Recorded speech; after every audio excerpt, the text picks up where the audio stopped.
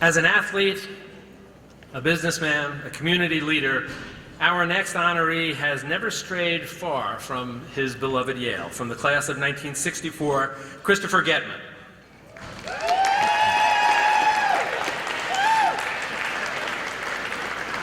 As a young man, Chris spent a great deal of time on the athletic fields at Yale, a 3-year varsity player on the baseball team, also spent a year as a freshman football player. And despite all of those successes, he, however, may be best known, most prominent role, as the keeper of Handsome Dan, Yale's beloved mascot for some 25 years.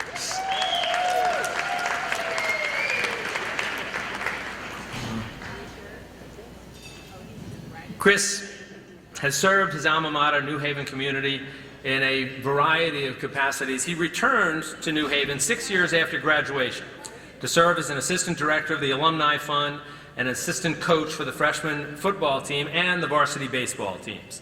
Since then, among other things, he has been a president of the Yale Baseball Association, alumni chair of the Blue Leadership Ball that we mentioned a few moments ago, and a recipient of the Yale Medal.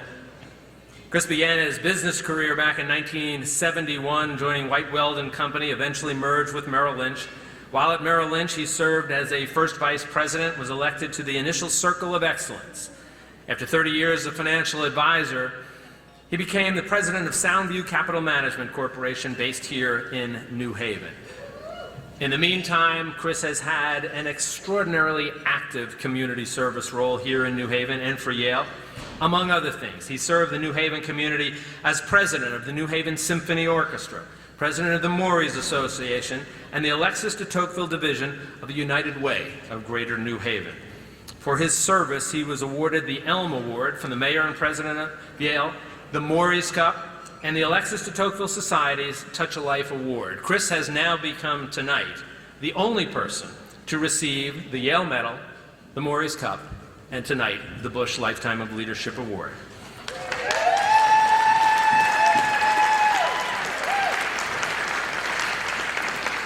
He, in fact, never strayed very far, and both Yale and New Haven are so much better off for his presence. Ladies and gentlemen, from the class of '64, Chris GETMAN.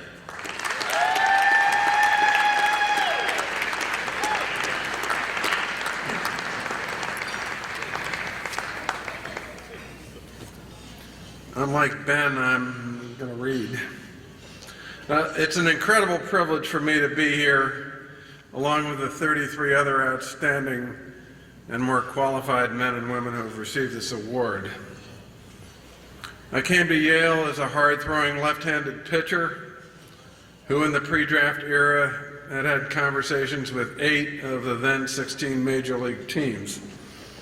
I was the opening day pitcher against Camp Lejeune, even though I had not played as a freshman. However, control, or lack of it, soon came to haunt me. Scout from the Pirates said he's got major league heat, but he's not too quick with the compass. My teammate Bob Kelly, who was a good college pitcher, said he could throw a ball through a wall if he could find a wall big enough to hit.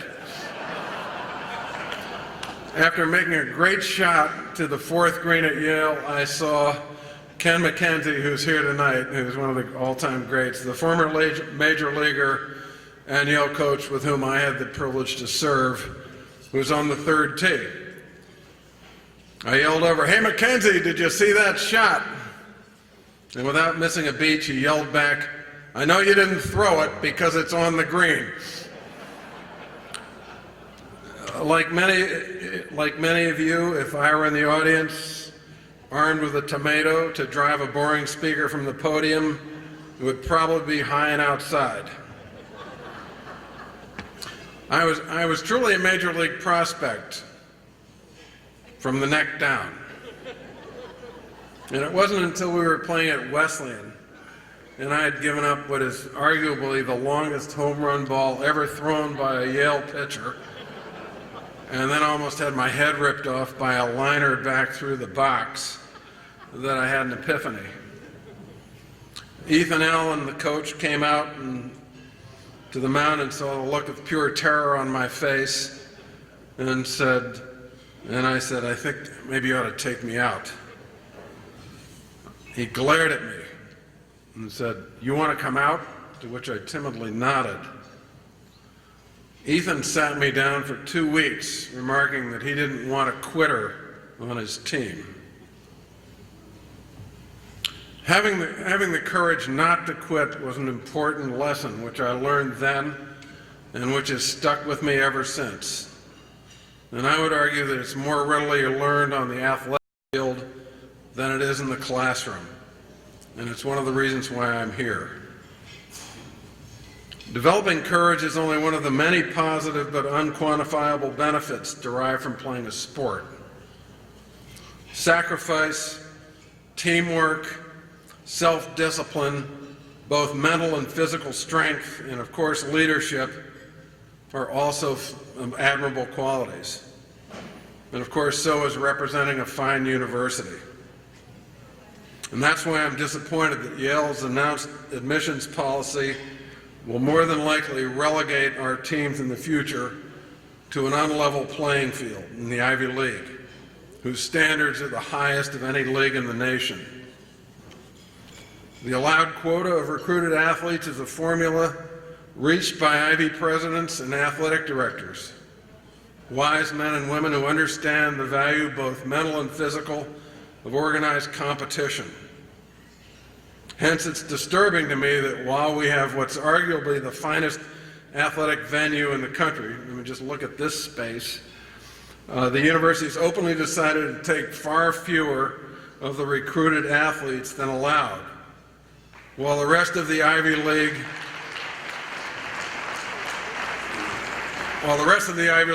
has elected to remain at or full capacity.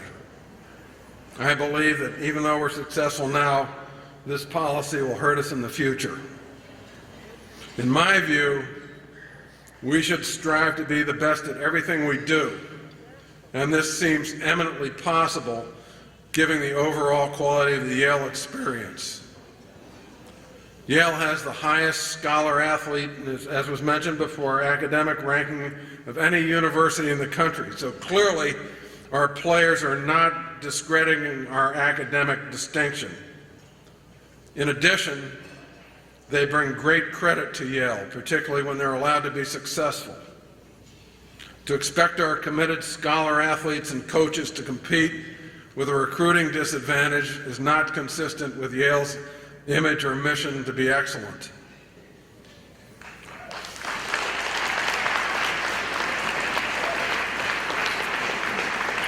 There's ample evidence that successful, uncorrupt athletic programs beget overall strong student bodies. Duke, Stanford, and Vanderbilt, among many others, are good examples of this. The pride engendered by successful teams is contagious. Consequently, it doesn't surprise me that Princeton, with by far the most Ivy League championships, also has the highest percentage of alumni giving in the league. I don't like being worse than Princeton in anything, be it biology or baseball, science or swimming, French or football. And the same goes for Harvard. Ingles Rink was virtually sold out for the entire season last year because the men's hockey team was so good. And there were the most people in New Haven in over 20 years when we played Harvard for the Ivy League title in 2007. The Princeton-Harvard basketball title playoff game played here last year was sold out. And this year, we've sold more season tickets for men's hockey than any time in history. There's a reason for this, and it's good for Yale. And furthermore, it makes perfect sense. I recently received the Yale Daily's freshman edition.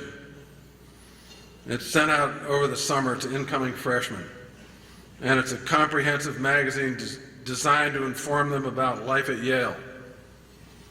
I was struck by the fact that while there were extensive articles about social policies and protocol at Yale, there was no mention of what is arguably the finest intramural athletic program in the nation, which is a core part of the undergraduate experience. Furthermore, there seems to be a dichotomy in the undergraduate body consisting of the athletes and the normies. All Yale undergraduates are extraordinary people, each in his or her own way, and they can all learn from each other. That's why I'd suggest that all coaches, especially coaches Williams and Elaine, encourage their players not to move off campus. The current de facto athletic dorms, in my opinion, rob both athletes and the normies from benefiting from the complete Yale experience. More interaction would solve this problem quickly. When I look at the names of the undergraduates carved in Woolsey Hall, I know that every man, from the first two world wars to Korea and Vietnam, including 4 classmates, had to pass a physical exam before he could graduate. The notion of having a sound mind as well as a sound body, along with the self-discipline required to achieve such, I'm sure served these brave men well. In my view, not having a physical requirement deprives one of a valuable educational asset. Just knowing how to swim is an important life lesson.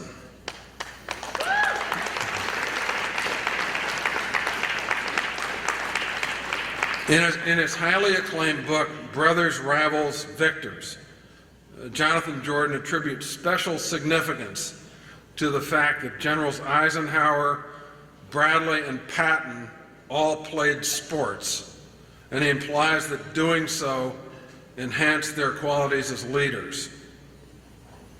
The first recommendation of the Jones Commission on Athletics, presented to the corporation in 1976, states, "Athletics require the same quality of administration and the same attention as every other segment of the university. The president of the university must establish that he," their words, not mine, "will not tolerate mediocrity in the athletic department any more than he would tolerate mediocrity in any other areas of Yale activity."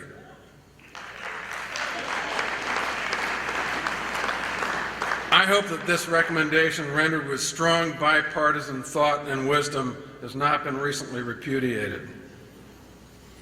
Most of us who have done so would argue that playing on a team, as President Bush has just stated so eloquently, is a life-enhancing experience. The value of the athletic experience is wonderfully summed up by the legendary Dean Clarence Mendel, who wrote, "In competitive sport, judgment under stress, quick thinking, self-confidence against odds, cooperative action, sportsmanlike respect for the rights of the other man and the rules of the game, all these are tested under expert observation. The competitions of life are different and often more severe, but in the laboratory of sport, the evidence is clear and the lessons are lasting." Again, to quote President Bush, "Representing Yale while experiencing the benefits of playing on a team is an enormous privilege.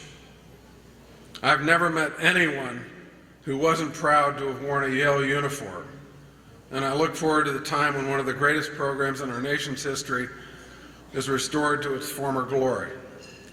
Maintaining parity with the rest of the league would be an easy step in that direction. Tom Beckett's goal of our being the best of the best is an admirable and attainable goal, and it coincides with Yale's commitment to excellence. It's a goal to which we should all aspire. Thank you. I'm deeply honored. Good luck tomorrow. Beat Harvard. Let's ruin their season. And go to Maury's after the game."